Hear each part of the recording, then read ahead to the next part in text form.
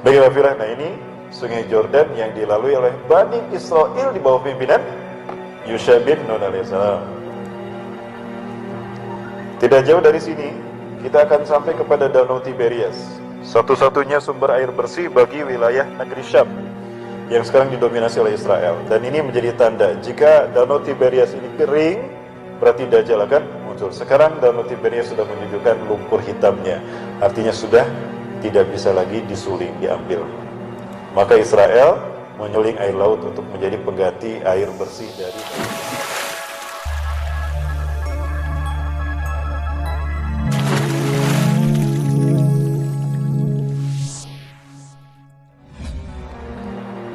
keindahan Masjidil Aqsa diperlihatkan dalam satu tayangan ini, Bapak Ibu, luar biasa. Allah menjadikan negeri ini negeri yang Allah berkahi. Wajar kalau Israel ingin menguasai Al-Aqsa. Ya, ada seorang profesor menyebutkan bahwa Masjidil Aqsa ini adalah the heartland of the world. Ya, jantung dunia. Artinya siapa yang menguasai Masjidil Aqsa, dia akan menguasai dunia. Siapa yang menguasai Palestina, dia akan menguasai dunia. Kenapa demikian? Karena Palestina ini menjadi penghubung 3 benua, semua benua di dunia. Benua Afrika, benua Eropa, dan benua Asia. Ya, ketika Israel meminta Palestina kepada Sultan Abdul Hamid dan itu ditolak, marah luar biasa. Ya. Karena dia tahu menguasai Palestina artinya menguasai dunia. Sampai hari ini Palestina menjadi negara yang belum merdeka.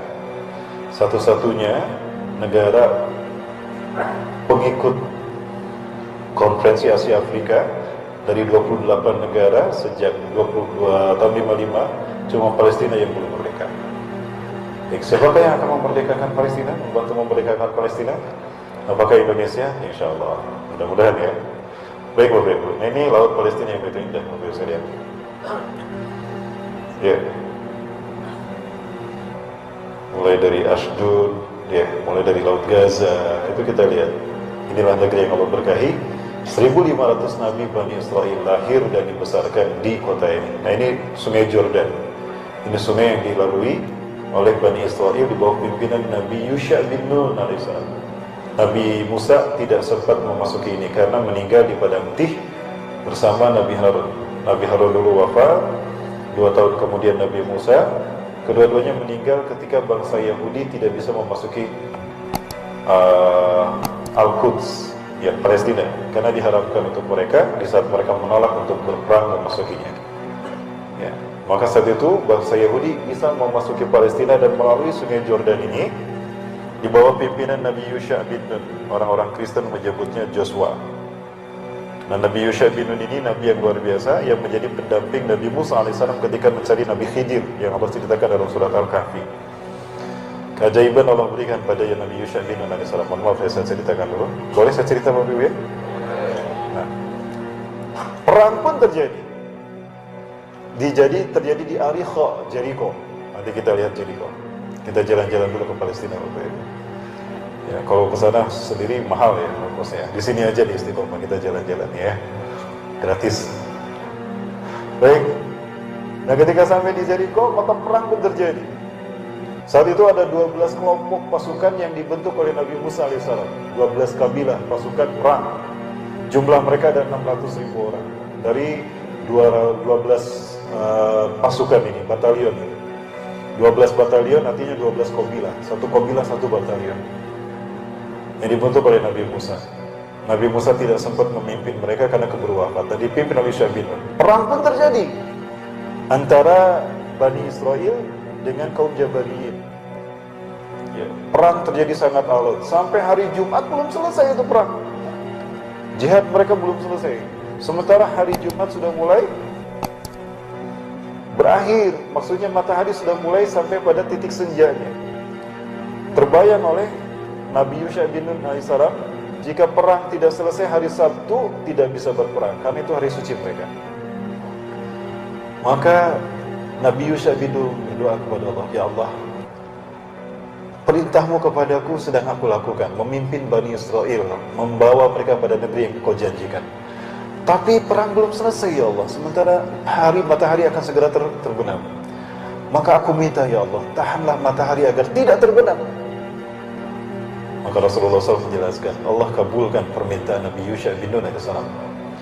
Silakan, aku tundukkan dia untuk taat pada perintahmu, hai Yusha. Maka Yusha bin Nun AS berkata kepada matahari, ya Syamsa, ya Syamsu, innaki adatullah. Hai matahari, sesungguhnya engkau hamba Allah, wa nahnu ibadullah, kami pun semua hamba Allah. Innana indana nanul an. Hari ini, sekarang ini, Allah sedang memerintahkan kami berperang melawan kaum Jabariyin, membawa kaumku masuk ke negeri yang Allah janjikan, Al-Muqaddasah, Al-Quds. Orang Israel menyebutnya Yerusalem. Maka demi Allah, aku harapkan kau tenggelam sebelum perang ini selesai. Rasulullah SAW sampai agak sedikit tersenyum menyampaikan, tidaklah matahari terhenti dari peredarannya untuk makhluk kecuali untuk Yusha bin Nun alaihissalam. Maka matahari pun diam. Seolah-olah matahari berkata kepada Yusha bin Nun, ayo, sok, silakan perang, lanjutkan, jangan lama-lama, pegel, aku tungguin. Maka matahari pun diam. Bapak Ibu akan melihat cerita ini kalau Bapak Ibu berkunjung ke masjidnya Yusha bin Nun alaihissalam. Ya, di sana ada seorang syekh yang menjaga makamnya. Kuburannya panjang sekali Bapak Ibu. Bukan fisiknya panjang, tapi memang kuburannya panjang. Diawetkan di Purgar oleh Solehuddin Al-Ayyubi. Baiklah Firah, nah ini sungai Jordan yang dilalui oleh Bani Israel di bawah pimpinan Yusha bin Nun alaihissalam. Tidak jauh dari sini, kita akan sampai kepada Danau Tiberias, satu-satunya sumber air bersih bagi wilayah negeri Syam yang sekarang didominasi oleh Israel. Dan ini menjadi tanda jika Danau Tiberias ini kering, berarti Dajjal akan muncul. Sekarang Danau Tiberias sudah menunjukkan lumpur hitamnya, artinya sudah tidak bisa lagi disuling, diambil. Maka Israel menyuling air laut untuk menjadi pengganti air bersih dari Danau Tiberias. Nah, dari balik pepohonan inilah kita akan menyaksikan keindahan Al-Quds, negeri para nabi dan rasul. Ini yang disebut dengan Al-Quds atau Al-Muqaddasah atau Baitul Maqdis. Disinilah terdapatnya alun-alun Al-Aqsa. Nah, ini kiblat kita yang pertama. Nah, ini Babul Amud, pintu yang dimasuki oleh mereka para peziarah ke Masjidil Aqsa, salah satunya. Kami selalu lewat pintu itu. Nah, ini Babul Asbat yang kemudian dimasuki oleh Bani Israel yang berhasil mengalahkan pasukan Jabariyin. Ya, nah ini adalah gereja sekte kiamat. Orang-orang Kristen di sini yakin kalau nanti Nabi Isa akan turun di sini, Yesus akan turun di sini, kata mereka. Nah, ini Masjid Umar.